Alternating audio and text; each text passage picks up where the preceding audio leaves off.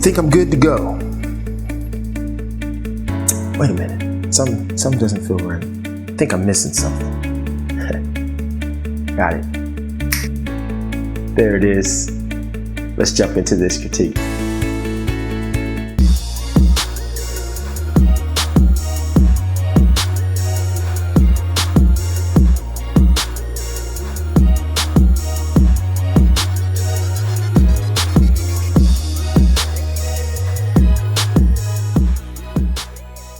If you guys want to submit your image to be critiqued, please join our Facebook group. It's called Fine Art Photography and Modeling. In that group, I created a specific thread where you could submit your images to be critiqued. Hey, what's up, guys? My name's Anthony Bainey. Welcome to the Monday Critique. Mr. Ernesto Sue is busy traveling the world. He's heading to Dubai, but it was very important for him to keep these Monday Critiques going, so he reached out to a few of us and asked if we would be willing to hijack the channel so we can continue to bring those critiques. And so here I am. Thank you, Ernesto Sue, for this opportunity. Again, my name is Anthony Bainey. I'm primarily a portrait and landscape photographer here in Columbus, Ohio. If you'd like to follow a little bit of my work, you can check me out on Instagram at photography_by_anthro. I'll definitely throw that up right there because I know that was a mouthful. So again, thanks for joining in. We've got two great images to critique today. So let's just jump right in. So the first one is from Chanel White. And before I go any further, I want to speak directly to Chanel. I know when you submitted your image, you indicated that you were new to photography. You're shooting with an entry-level Canon T5. And I think it's awesome that being new to photography, you're wanting to submit your image to get critiqued. There are a lot of experienced photographers and people who have been shooting for a long time who don't like to submit their images for critique, or they're intimidated to submit their images for critique. So I think it's awesome that you're taking that step. And I think that it will definitely help you to grow as a photographer, and it will help you to gain those skills that you're looking to achieve. So again, thank you very much for submitting that. So that being said, let's jump right into the image. So let's talk about lighting first. Now there's a component of the lighting that I'm going to touch on when I get to the composition part. So I'll just kind of focus on just the subject right now, and then I'll touch on the other thing a little bit later. So your lighting on your subject is very good. It's very soft light. The subject is very well exposed. You've got really nice catch lights in the eyes that I'm assuming was from the sun shining on her. I can kind of look at the right side and I see that she's got a rim light there. If you look at her shoulder and her hair, she's got a little bit of rim light, backlight coming in. So nice catch lights in the eyes. Very good shadow definition underneath the chin. It's really helping to chisel out that chin line and add some dimension to the face. Highlights are very good. Overall exposure on your subject is very nice. You've got that nice soft lighting. You've got a little bit of shadow detail in there as well to add a little dimension to the subject. All in all, lighting works well. So let's move on to the pose. So now she's leaning up against a rail. So naturally, when you're leaning up against something, there's only so much that you could do with the pose. But there are some really good highlight points in this pose that I liked very well. Number one, the way that she's got her hip sticking out a little bit to the left. And so that helps add a little bit of curve to the body. So instead of her just standing up straight, leaning on it, she's kind of got that hip popped out, so we can kind of see that curve, and that really adds some nice dimension and texture to the pose. I really like the left hand, the way that she's got that holding the suspender. That's a lot better than if it was just hanging down to the side or if it was just in the pocket. So that element just adds a little bit of character to that pose to make it seem a little bit more thought out and not just like, hey, there's a rail over there, go stand on the rail and I'm going to take a picture. So that's great. The only thing that I would say that's not so great is the right hand. And, you know, I understand, I'm sure when she was on the rail, she was kind of using that hand to support. But generally, when I do portraits and I'm posing, I like to have the hands on two different planes, okay? So if I've got one hand on the waist, I want to have another hand on the shoulder area or playing with the hair. And it just adds different levels to the image. And it makes it gives it a little bit more life. I think sometimes images can look a little stale if, you know, both hands are on the same plane in the image. So I like to vary that. And that's not a hard, fast rule. You don't have to do that. Sometimes I don't. Sometimes it can work. But I do try to do that whenever possible, just to add a little bit of character, a little bit of spice to the pose. So all in all, I think the pose works well here. All right. So moving on to the composition. Composition. First thing I want to talk about, and this is connecting back to when I said I was going to talk about something with the lighting and the composition point.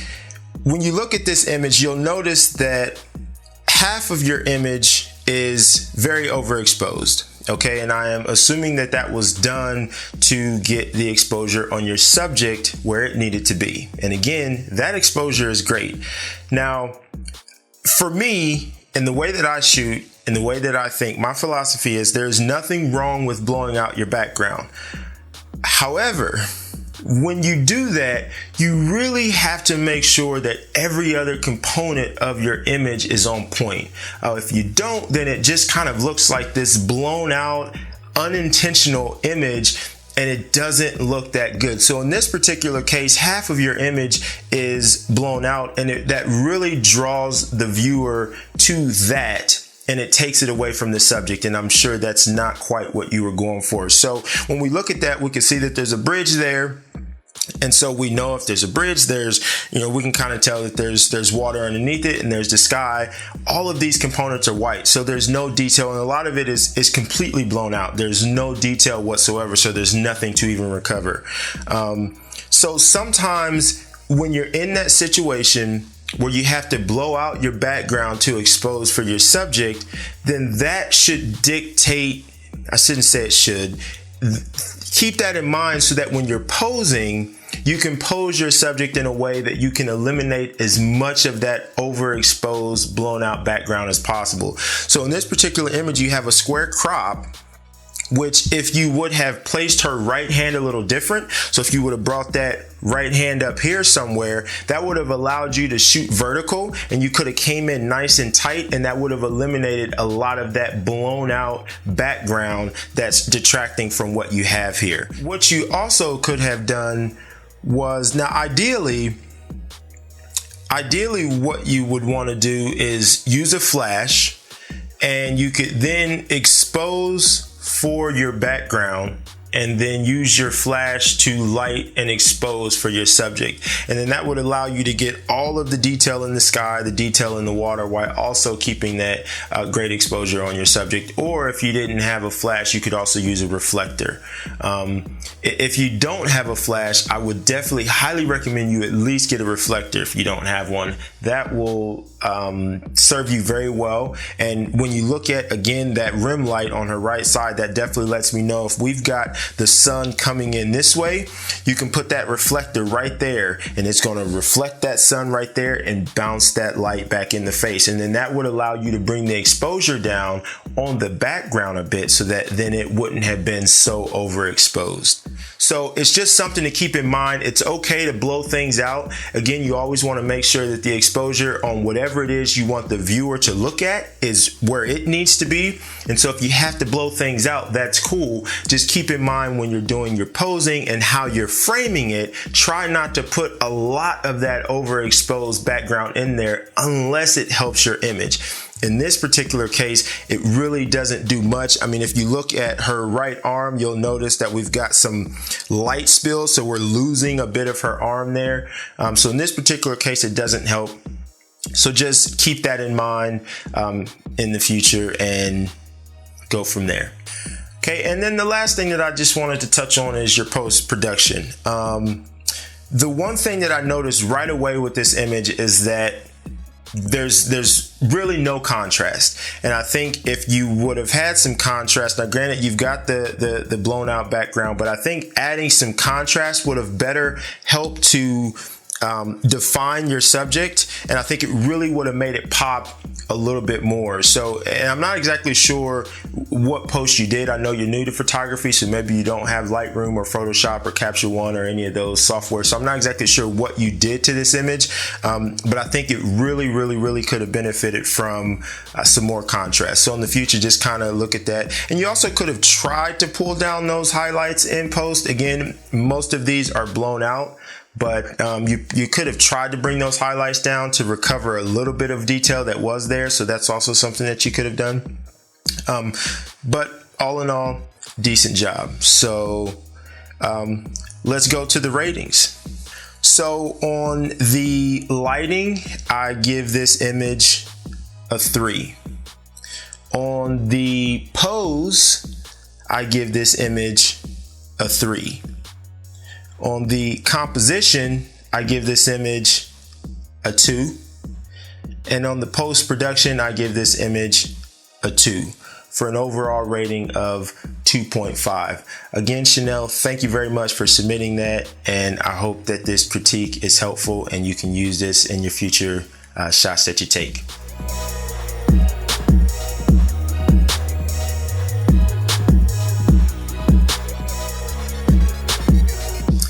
All right, guys, let's move on to image number 2. This image was submitted by Max Fire. And let me tell you, man, this image, you submitted some fire for sure. Now, if I recall correctly, I think you're relatively new to photography as well. I think you've been shooting for 6 months, I think I read somewhere maybe. So let me tell you, I think when I first started photography, if I was to look at the images that I was shooting 6 months in, they wouldn't be anywhere near this good. So definitely kudos to you, thumbs up. Thanks again for submitting this. So let's jump right into the lighting. Let me tell you, the lighting in this image is phenomenal. Absolutely love the lighting. Soft, great exposure, good shadow detail, amazing catch lights in the eyes. I mean, it really just makes this image pop. You did a phenomenal job on the lighting. Very good. If I was to nitpick, there's only a couple of small things. Number one, it's a little hot on the bridge of the nose, and sometimes that kind of happens. And it's not always easy to fix that, you know, depending upon trying to get the rest of the exposure on the face right. So sometimes we just have to deal with those. I think in this particular case, it's very subtle, and I really noticed it just because I was looking at the image to critique it. So I think most people wouldn't really even pay much attention to that, but something to keep in mind in the future. And then the second thing, it would have been nice if the exposure on the brick wall behind her was maybe a stop lower, just to really separate her a little bit more. I'm not sure if you were able to move her away from the wall a little bit more. That definitely could have helped. And I'm not sure if you used a flash. I think you used a flash, but it could have been a reflector. I'm not sure. Put a comment down below. Let us know what you did. But yeah, if that background wall could have just been a stop lower, that would have helped. But all in all, I absolutely love the lighting in this photo. Great job. All right, so moving on to the pose. Now, this is somewhat of a headshot, so there's not really a lot of posing involved, but I did want to touch on posing because there were a couple of elements that I thought was nice. Number one, I like the way that her head was tilted a little bit to her right. So that really just adds a little bit of dimension. I know it's subtle, but it really does make a difference sometimes when you just kind of tilt that head one way to the other versus just straight up. It really does add some character to the image. So great job on that. And then also the hands, having those hands there was a nice touch because of the tattoos. It really helps tell a story.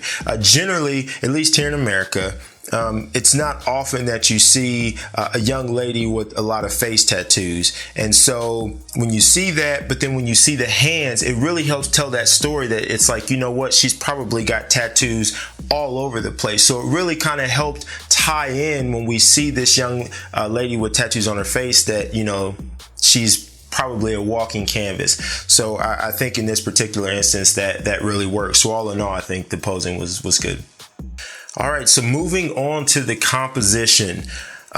Speaking of those hands, compositionally, it would have been nice to shoot this a bit wider so that we could connect a little bit more of that hand with the subject. With how tight it is right now, it almost looks like it could have been someone else's hand that came in from the bottom of the frame and was right there. Now, the tattoos kind of help us understand that that probably is her hand, but just in general, when you're shooting in general, when you've got a headshot and you got those hands in the scene, if you're going to put those hands there, try to shoot it just a tad bit wider so that we maybe get a little bit more of the wrist, or we get something that helps the viewer connect that hand with the subject that we're looking at. So that's kind of a small thing, but it's just something to keep in mind when you're shooting in the future. The second thing is, there's a bit of a disconnect between the wall behind the subject and the branches in front of her. And when I say there's a disconnect, it's just in general, when I look at this image, it looks like the wall is absolutely right behind her, and then the branches are right in front of her.